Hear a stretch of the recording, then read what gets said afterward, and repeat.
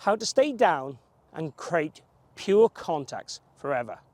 So many golfers, when they hit the golf ball, stand up, early extend, lose their posture, and that creates poor contacts, because then they have to fish for the golf ball or try and help the ball up in the air. And sometimes it's caused by that very concept of trying to help the ball up in the air.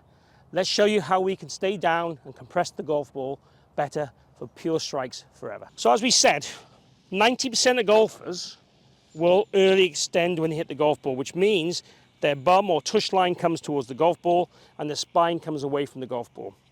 Now this can be caused by many things. It's sometimes caused by the plane of the swing and you trying to recorrect that to make the plane better at contact or the path better at contact.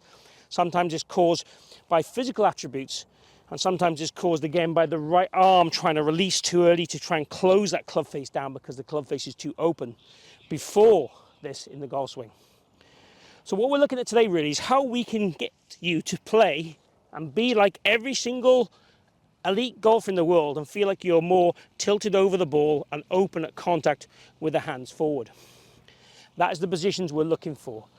We're not going to work so much on the cause of this, why this happens in terms of that playing area. We're really going to look at how we can feel that we get this kind of hip hinge and hip rotation and the pushing up action through the ball.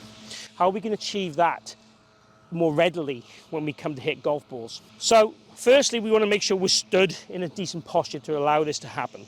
So if you take your club and put it across your groin and just feel like you're going to tilt over that club, that's the kind of posture tilt that we're looking to achieve at address.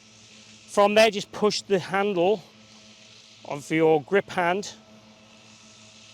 From there, just push your hips a little bit towards target to set the spine in the correct position, and that's kind of how we'd want to stand. Make sure the knees are just slightly flexed, covering a few shoelaces, and that gives you a posture then that's going to give you the best chance of turning on a circle and returning to the same kind of position.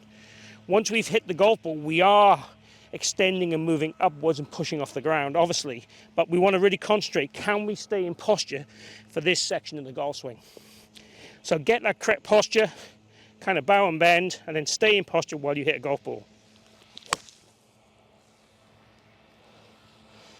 So let's go through how we can feel we stay more tilted over the golf ball at contact.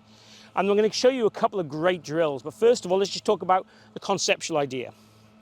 So from a setup point of view, the best way to do it, according to all the science and research I've done, is to try and feel like your hands are low in this position. As a reference point, kind of mid-thigh is good. Most golfers I see, the hands will be much higher and more rotated further out. So we're trying to keep the hands much lower and in the space just in front of your kind of toe line as we swing down. So not way out and not high. So the more we can practice the hands leading the rib cage going down and keeping this axis tilt here, the more we can keep in that position. So what I'd love you to do is to be able to do lots of practice swings where you feel you exaggerate that. Justin Rose, when he's doing this, gets his hands down about mid-shin.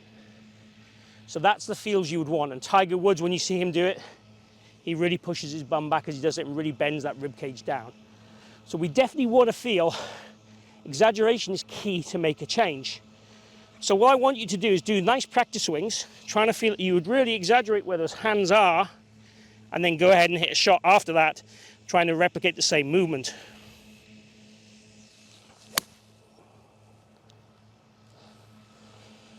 And that will start to give you a feeling of being much more tilted over the golf ball straight away.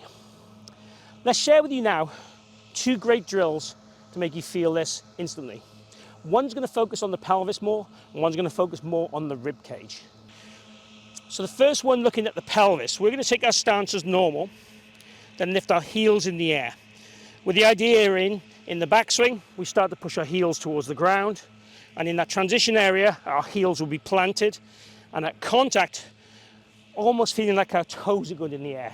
So what this exercise is actually doing is pushing your pelvis back and creating this kind of, again, hinge angle in here that we would require to feel that we're not moving towards the ball and extending. It's the opposite action. Again, this is great to feel and to make you move the right way we want to, but obviously you're not going to hit golf shots on the golf course doing this action. You might feel your weight go trail heel, lead toe, trail heel. You might feel the weight move and the pressure move around those areas to help this kind of journey.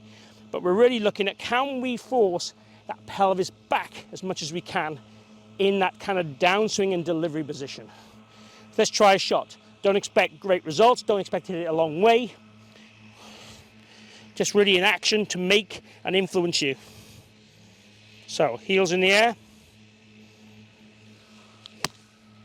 toes in the air. And if you fall back at the end, that's okay. We are trying to keep the spine down, so I should compensate and counteract that. But initially, it's all about the pelvis. This next exercise now is all about the rib cage and spine. Okay, when it comes to the spine, what we're looking to do is make sure that we get our rib cage more down that trail leg in the downswing.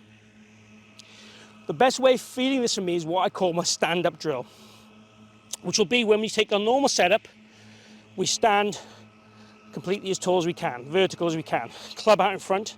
Then during the backswing, we try and stay tall. Then in the downswing, we try and bend down and make contact to the golf ball. So again, we're taking the spine from a very upright position to a much more bent over inclination. So we're trying to feel that kind of movement of going tall to short.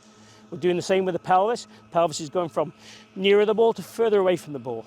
So everything we're doing and designing is about changing the spine and the pelvis.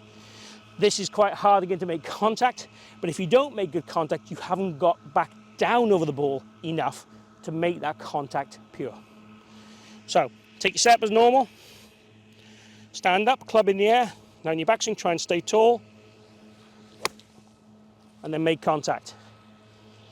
Again, don't worry about fantastic golf shots. It's really all about training your body to do a different thing to what it wants to do currently. Again, we can look at the cause. You can send me a video on the Sneed app, and we can look at the cause, why you're doing this personally, but working just on the effect, working on that downswing, that delivery, that impact, it's going to start to make the contacts better straight away. So I'd like you to have a go at those two drills and let me know in the comments how you find them, which one you prefer the most, but also just the practice swings, copying kind of just in rows, keeping your back to target, getting those hands really low, exaggerated, not getting rotated and forward and high with the hands, really low and down, and then from there, pushing up and extending through the shot to be committed. And then when you go to the golf course, try and be more simple. Try and think maybe I'm just going to feel like I'm going to work down and through, something like that. And also make the practice swings very exaggerated on the course to influence your swing while you're out there playing.